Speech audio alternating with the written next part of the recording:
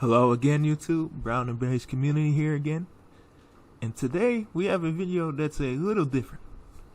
And today will be my first reaction video, and as you guessed it, it will be based on colorism.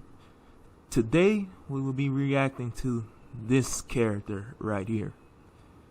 And if you want to go to background, she's your prototypical darker skinned woman that blames light skinned people for all of dark skinned people's problems.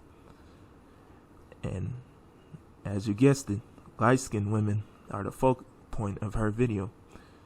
But today we're about to dive into all the things that she basically said and my own personal reactions to her very, very broad BS statement about how light skinned people do not suffer colorism, which, as you guessed it, saying something like that basically puts you at the focal point of criticism. But today we will be reacting to light-skinned people do not suffer from colorism by As Told by Kenya. So let's do it. Hi you guys, welcome back to my channel. This is kind of an impromptu video, but I really want to make it, and I'm about to head on the road to go back to school, so I have to make it quickly. So if my thoughts aren't fully coherent, that is why, but I am going to get this video out. Now, there's this television show that comes on, I don't know what network it comes on, but it comes on one of the networks. You've heard of the television show. It's called Blackish. And Blackish decided to do an episode on colorism. Now, if you do not know anything about me, know that I am very vocal when it comes to colorism. I am about fighting colorism. I don't even know if colorism has a solution. It's something that's so rooted in the Black community and in the world that it's so hard to fix. Yeah, it's definitely going to be hard to fix when we have people like you that basically automatically assume that just because you're lighter skinned, that means basically that you have privilege. So do you guys really want to fix colorism, or do you just want to benefit from it? I'm just a little confused on that question, but maybe you can elaborate more on that for me. So I don't know, but I'd love to have the conversations about colorism and like talk about what role colorism plays in like our day-to-day life, because colorism is literally a byproduct of racism. You have racism and then a branch to colorism. It's the same thing. So the same way racism plays a huge role in our life, colorism plays that exact same role. How exactly? You said that basically that colorism is a branch of racism, but the whole constitute of racism is a said group of people, we all know who that is, that use their power, wealth, and resources to oppress the Black community, so you say. So by that logic, then you're basically saying that light-skinned people have the power to oppress darker-skinned people? You're confusing me here, miss, because the last I checked, both light-skinned and biracial people do not have any more wealth, power, and resources, if not less, than dark-skinned people. So how exactly can we oppress you? We're not even like 2 minutes into the video and you're already contradicting yourself. Come on, do better. So Blackish decided to do an episode where they discussed colorism, and kudos to them for doing an episode to tackle colorism, but it was done very poorly, like very poorly. Like the people who write that show should honestly be ashamed of themselves. I don't know why. It was very palatable. It was a palatable discussion about colorism, but colorism is not a palatable discussion. If someone does not leave the colorism discussion upset or offended or uncomfortable, then the conversation was not productive. Colorism is something that shouldn't sit well in people's mouth. Well, you're right about that. Colorism shouldn't sit well with people. But the issue is that colorism doesn't sit well with people in dark-skinned people's perspective. But when it comes to light-skinned people, particularly light-skinned men, most people could care less. And usually, if you're a light-skinned person and you do bring up colorism that light-skinned people go through, then usually it's met, well, you guys have it better. And white people see you better, which we already know how much of a lie that is. And the fact that most people base the whole argument around being accepted by white people, it basically goes to show you what they really want in a lot of cases. But as far as offending goes, if a light-skinned man brings up how he deals with colorism, then most people just brush it off. So I guess y'all must find it very offensive how we bring up how we deal with colorism. But continue. Like, you should really feel a way once you really break down what colorism is, because that's how deep it is. People benefit from colorism and don't even understand that they benefit from colorism. Well, you're right about that. All we have to do is look at this whole George Floyd situation. George Floyd, a criminal for all the people in the back who don't realize, can be painted as some black civil rights icon, but Gregory Lloyd Edwards, who was killed the exact same way, barely even gets a hashtag, and he was a war veteran. So basically, if there was anybody who should have been painted as a civil rights icon, it should have been him. But the black community is painting George Floyd, who, again I say, is a criminal. But the fact that he's dark-skinned, he is painted as the civil rights icon and the image of black men. But Gregory Lloyd Edwards can have two, not just one, but two cops on his neck getting kneeled on, and we don't even hear about him. Or let's talk about all the light-skinned people that get killed in the black community, like Anaya Blanchard. Where was the protest for her? Where are these same protesters for all the people, light-skinned people that are getting beat up on these videos? So obviously you're right. People benefit from colorism and don't even realize it. And the people that benefit is you, dark-skinned people. But nobody wants to admit that. But continue. I don't know how much more of this I can take. So, Black is just the episode, and the best way to sum up the episode is basically light-skinned tears. Whoa, hold on. Light-skinned tears. So basically you're perpetuating a stereotype of light-skinned people when you have basically made a whole video basically despising how you get stereotypes perpetuated on you for being a dark-skinned woman. Sister, last time I checked, we all know who the ones that really be crying about colorism, white supremacy, and how the world hates us because of our skin. So where are the videos of light-skinned people or light-skinned men talking about how we have all these negative stereotypes about us? But you don't see us saying anything. But we all know who the group of people who spend the most time crying and complaining about how people view them. So if anything, it should be called dark-skinned tears, because y'all are the ones who be crying about everything. But again, nobody wants to call this out. All I saw was a bunch of light-skinned tears. Now, a big thing within the conversation of colorism is that light-skinned people feel like they can be victims of colorism, or that they experience colorism. Let me break this down. Light-skinned people, you guys do experience colorism. You guys experience colorism. You want to know how you experience colorism? This is how. You are the sole beneficiary of colorism. Again, I say, if we are the beneficiaries of colorism, then where are the wealth, power, and resources that back up these claims? And using your talking points, if that's true, then why are we associated with the black community? I mean, you guys are the same ones that say at the end of the day, they only see you as a ninja. So how can we benefit from colorism in one instance, and then you guys say, at the end of the day, they only see you as a ninja? Could you explain that one to me? And beneficiaries from colorism, what exactly do we benefit from? I would really love to hear what you have to say about that. Because if it's what I think it is, then you really have no argument. Let's continue.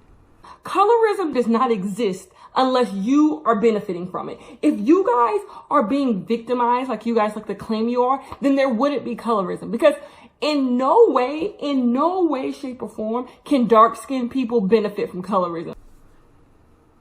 Wrong. There are plenty of ways that dark-skinned people can benefit from colorism. Let's just look at the media, since obviously you seem to care so much about the media. How many light-skinned superheroes are there? Particularly light-skinned male superheroes. Is there any? I'm sorry, but I have not to see one. But we've had Black Panther. We've had Falcon. We've had Luke Cage. I mean, the list goes on. And none of them are light-skinned. And War Machine. And War Machine was light-skinned, and he was recast for Don Cheadle. So basically, there are no light-skinned superheroes. Or better yet, let's look at the media. Dark-skinned men are promoted as the preferred image of black men. When's the last time you even saw a movie with a light-skinned man as the main, like, dad, like father figure? Has there ever been one? Is there? Us, Get Out? Like, how can you say you don't benefit from colorism when you are the one that's the preferred image? Like, you just, as this video goes on, you continue to contradict yourself. And there are actually over 1,000 people that like this video. Like, what is wrong with you light-skinned people? Like, how delusional are you guys? Like, is this really what the black community has done to us? We just don't seem to understand these kind of conversations. Like, this is just embarrassing at this point. In no way. Therefore, if you are not benefiting from colorism, then there wouldn't be a colorism. It would just be equality. There is no situation where a darker skinned person has been levitated higher than a light skinned person on the basis of colorism. And once again, I say, look at the media. Let me ask you this. If somebody like Jesse Williams portrayed somebody like Marcus Garvey, the black community would light that movie on fire and talk about, oh, we're getting erased, blah, blah, blah. But Chadwick Boseman can portray Thurgood Marshall. Sidney Poitier can portray Thurgood Marshall. Tyler Perry and Morgan Freeman can portray Colin Powell. Just look at my blackwashing video for further analysis. So that sounds like benefiting to me. How dark-skinned men can be portrayed as the image of black men so much that they can even portray historical light-skinned male figures. A light-skinned man could never do that. We already see The Rock as John Henry, and he was basically, that movie idea was let go, and they replaced it with Terry Crews. So I don't see, and better yet, dark-skinned women can complain about Storm, but at the same time can't complain about Rosa Parks being portrayed by Angela Bassett, or Octavia Spencer portraying Dorothy Vaughan. So that sounds like benefiting to me. But I'll let you explain it, because clearly you seem to have a warped view of this. Colorism is not the reason why a dark-skinned person is put ahead of you. The whole basis of colorism is the fact that lighter-skinned people are put higher than darker-skinned people. On the basis of what exactly? Like, you keep saying put above you, but yet you can't seem to explain it. Like, what exactly are you talking about here? Like, you guys are the same ones that always say that at the end of the day, they only see us as the N-word. So, now you're saying that we're put above you? Like, could you guys just hurry up and just make up your mind on this situation? Like, please. So confusing. Period. Now, there's this conversation that a lot of people think that colorism is rooted in, like, slavery times. And that's kind of a myth. That people think, oh, well, the darker skinned people were outside in the fields and the lighter skinned people were in the house. So that's where, like, colorism comes in. And that's not necessarily true, like, at all. I don't think, like, I'm sure there's some basis there, but that's not really entirely true. It's just not, because even in Africa, there's colorism, and they didn't have, like, even in places in Africa where slavery wasn't even a thing, they still have colorist systems. So that wouldn't make any sense. Simply put, the white people are seen as superior in society, period. So the closer you are to whiteness, the better you get treated. It's really that simple. You don't even have to tie it to a historical context, because it's really that simple. The closer, because black communities aren't the only people who suffer from colorism. That's why I say it's a myth that it goes back to slavery time. Yes, there was colorism in slavery time. Obviously, these people were brainwashed to believe white people were superior. So, of course, if you look closer to white, you would think that they are better than you. So that's obviously what colorism is. But so is that really what this is about? White acceptance? That seems like that's what you guys are getting at. What, you want people to worship you instead of white people? Because in a way, it kind of seems like that's what you guys are getting at.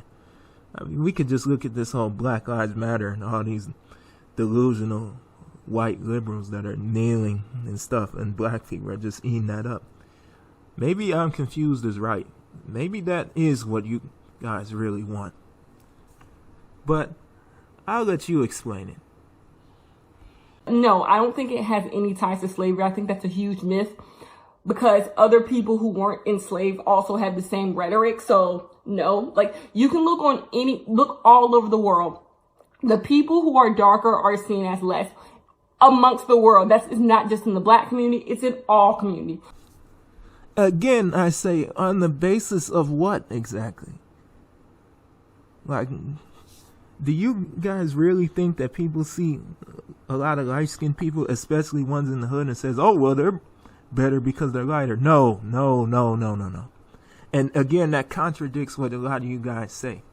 You always say that we're all black, but then turn around and say stuff like this. You guys are starting to sound more and more bipolar by the day. Please just hurry up and pick a narrative and just accept it. And again, I also say this. In Africa, there is a trade where albino people, and we all know how albino people look, they basically get their organs harvested just for the fact that they're light. So, how is that a privilege? But I'm sure in your warped mind, you probably believe that is. And also, in America, Africans are seen as the most successful foreign class in America. Are Africans not darker skinned? All communities, if you are darker, you are seen as worse. That's why I say light-skinned people, sorry, you are not victims of colorism. Well, if it's not colorism, then that gets us racism then. Because how many light-skinned women have to tell stories about their hair getting cut off and their hair pulled before people realize? So I guess since it's not colorism, then I guess now we can say it's just racism then. Because since you say that light-skinned people can't suffer from colorism, so I guess it's racism then. I guess we should just call it like it is now, racism.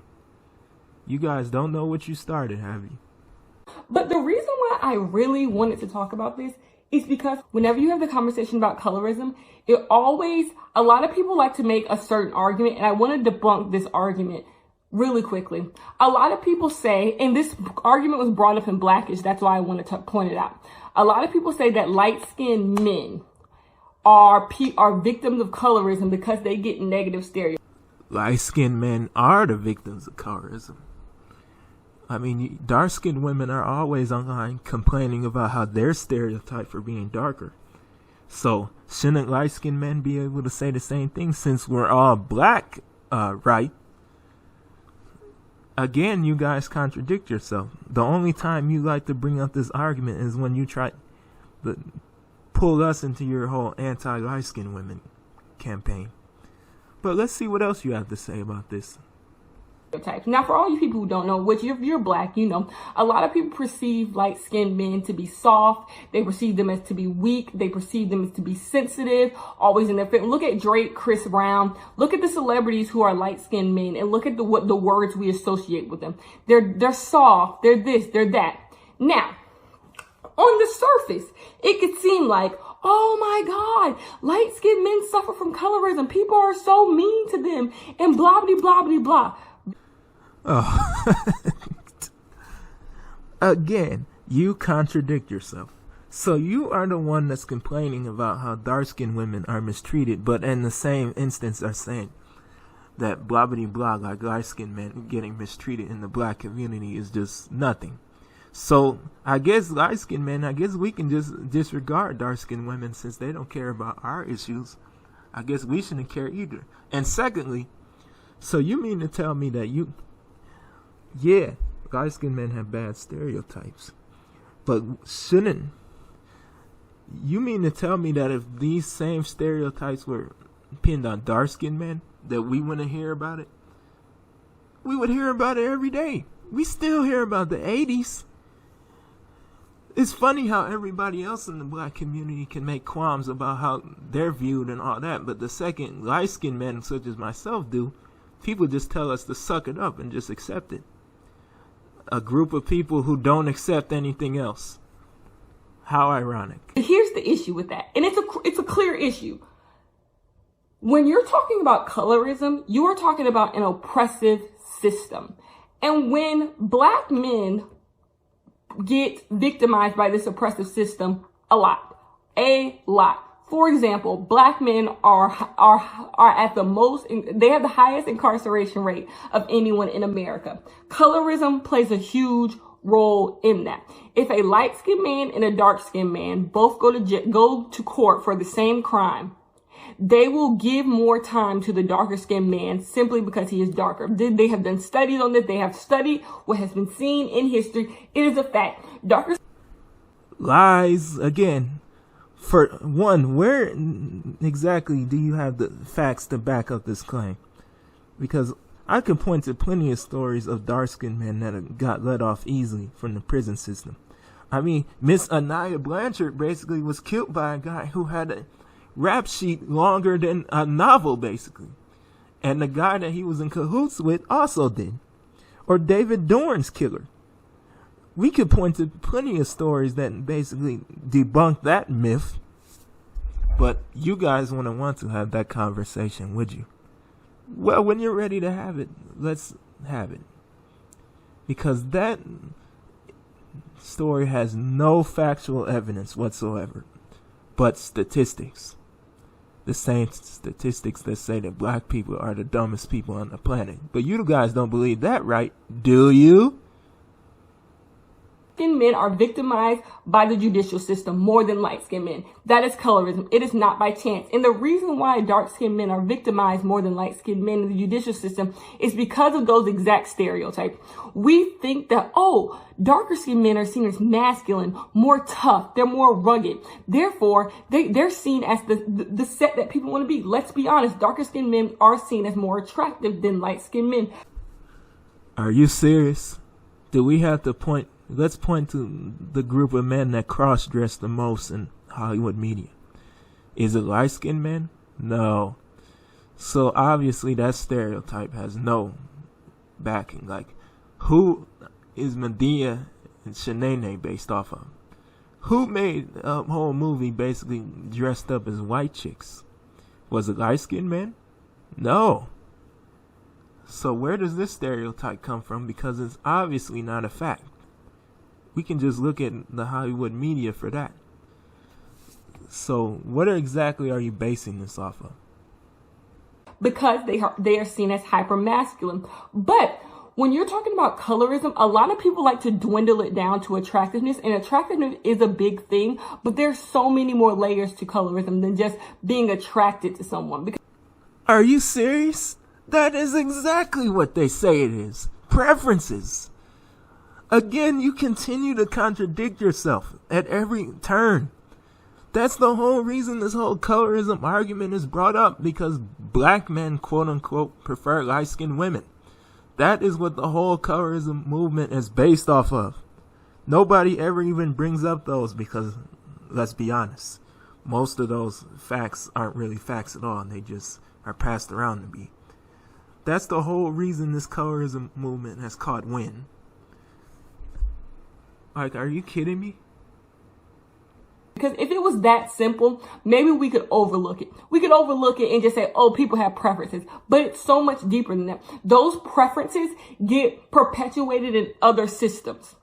And that's where, yes, darker skinned men are seen as more masculine and tougher. And yes, in some areas that is seen as something good, but in areas where it matters the most, it is not. That's why darker skinned men get sent to jail. That's why they get expelled from school more. That's why they get roughed up by the police more. That's why they don't get jobs, because they are not seen as soft. They are not seen as fragile. They're seen as almost animalistic. If that was true, then how come they're promoted as their image of black men? If anything, that kind of applies more to light-skinned men. Because how many love movies have they showed where we're portrayed as this to death do us apart kind of man? Like, I've seen plenty of movies where we're portrayed like that.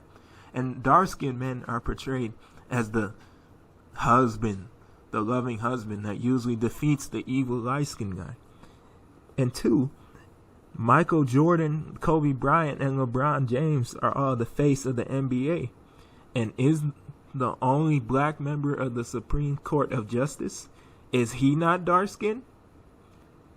Show me a light-skinned equivalent to that. There isn't one. So that animalistic thing is just something that you seem to think. And let's be honest. Let's be honest. That is very subjective. Because do you really think that... Let's just take any light-skinned man like T.I. from the hood and just put him in an all-white environment. Do you guys really think that people won't see him as animalistic? Like, what? Does that make any sense? Darker skinned people are seen as animalistic. Now, it just so happens that there are a group of people who find that attractive, who find that manliness very attractive. A huge group of people. That's why I say darker skinned men are a set that is seen as attractive, but they are being seen as attractive because they're being fetishized. They are seen as a fetish. When you are with a darker skinned man and people are like, oh my gosh, darker skinned men are so cute. It's a fetish. It is a fetish. It is an animalistic fetish. Well, by that logic, then doesn't that technically mean that light-skinned women are fetishized too then? Since by your definition, light skin is equated with femininity, then I guess light-skinned privilege really doesn't exist then. Because let's be honest, light-skinned women are fetishized. So by your logic, then I guess that doesn't mean that light-skinned privilege exists then. But I'll let you explain that one. You enjoy this hyper-masculinity because you think that's what is equated to darker skin. But when you step outside of attractiveness, what else do darker skinned men gain over light-skinned men? Let me see. The preferred image in the black community, the preferred image in the media, the face of black sports, and now the face of police brutality, even at the expense of having a criminal rap sheet longer than time. People marching for them every second, having all these stereotypes that really honestly apply more to them than us. Let's be honest, what do light-skinned men really even get from the black community? What do light-skinned men get at all? Like, what are you talking about? I just don't understand, like, how people actually believe this. Like, what is wrong with you people? Literally nothing. Lighter skinned men are able to exist in white spaces in the same way, in a way darker skinned men are not able to exist. Therefore, that soft stereotype, it helps them. A woman is not going to clutch her purse tighter when she sees a light skinned man walking down the street because... Oh, well, again, for the 1,000th time. For one, you guys are the same ones that say that at the end of the day, they see us as a nigga. Are you guys lying? What exactly are you basing that off of? You guys are the same. I'm just using your talking points. Like, do you honestly believe that if we stuck a Kevin Gates or a T.I. or any light-skinned man from the hood that pretty much exists in that entire space. And better yet, let's take a dark-skinned man from the suburbs. If we place both of them at a job, a well-to-do job, and the dark-skinned man is basically your prototypical stereotypical suburban guy, and the light-skinned man is this Blackistan out tattooed kind of guy. Do you honestly, can you say with your heart and heart that they would choose the light-skinned man over the suburban dark-skinned man? It's funny how those arguments never seem to get brought up in this situation. Perception. Culturalism. Not colorism. Culturalism. Because he is seen as soft. He is seen as someone who is fragile. You see? So when you have that people always say lighter skin men, oh, I'm seen as soft, I'm seen as this. You don't even realize how that is a privilege. What? Are you serious? Are you serious? You can't be serious right now. Let me ask you a question.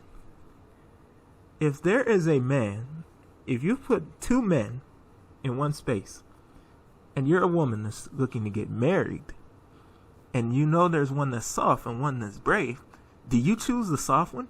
No. Like, are you serious? Being soft and weak is the worstest thing you can be seen of as a man. The fact that you would even say something so delusional proves that you really don't understand at all. And secondly, especially in the case of the black community, which I'm very disappointed that you would even say something so delusional, being soft is one of the worstest things you can be viewed as in the hood. Go to your prototypical light-skinned man. If you even express even half a bit of softness, you get tested even more. Since by your logic, that means that light skin is associated with femininity, then doesn't that mean that we're easier targets to get bullied by your definition? I'll let you explain that.